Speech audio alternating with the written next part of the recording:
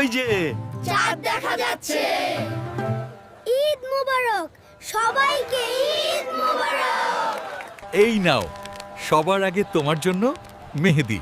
ধন্যবাদ আব্বু, এবারের ঈদ মোবারক।